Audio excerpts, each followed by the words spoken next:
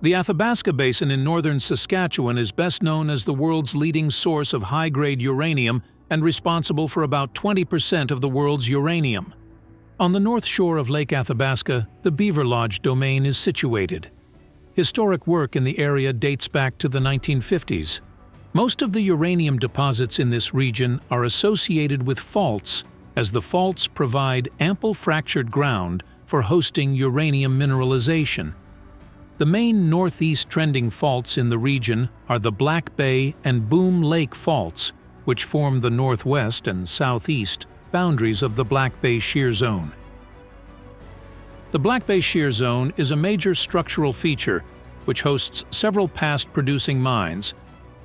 An airborne electromagnetic, more commonly known as an EM survey, identified a conductor corridor within the Black Bay Shear Zone, and it is precisely in this area that Belmont's Crackingstone Uranium property is situated.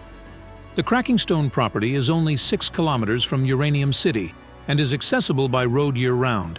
A power line runs through the southwest section of the property. On the property, and on strike with the Black Bay structural corridor, are the northeasterly Chance Lake and Boom Lake faults. These faults appear to have been reactivated several times to provide ample fractured ground for hosting the uranium mineralization. There appears an area to the east that a structural feature extends westward onto the Crackingstone property.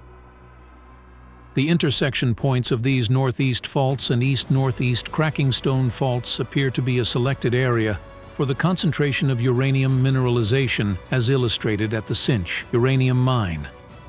A fourth fault, named the Nero Lake Fault, extends from the Black Bay Fault in the east, westerly across the southern portion of the property. Since the early 1950s, numerous uranium occurrences throughout the property have been discovered, mapped, and assayed. In 1958, Mr. E. Cull, who drove a short adit, which is now referred to the number 7 adit, from the base of a trench, which previously returned 15.6% uranium oxide over 1.4 feet. He shipped 11 tons of broken rock to the Laredo mill, which graded 2.3% uranium oxide.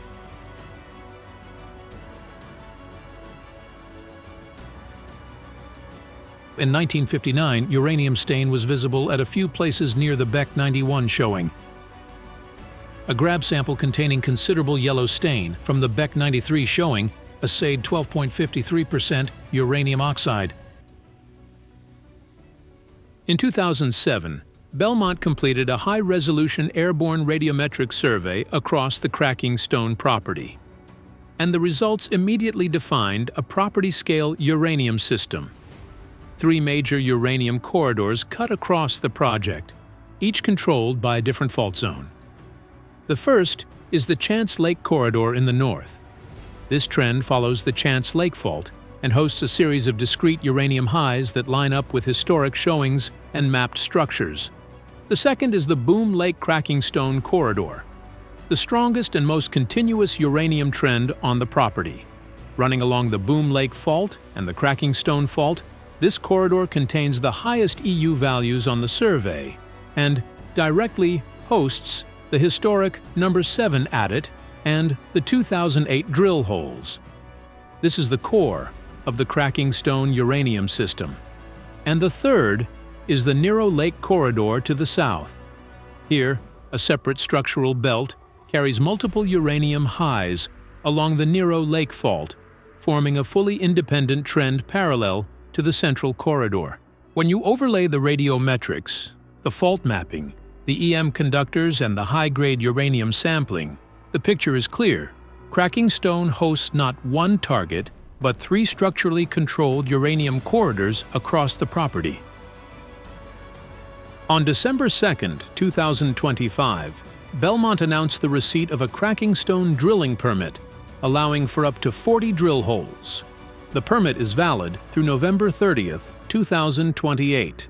Preparatory work now underway includes finalizing drill contractor selection, optimizing access routes under the newly permitted trail allowances, and integrating geological, radiometric, magnetic, and structural layers into the final 2026 drill layout.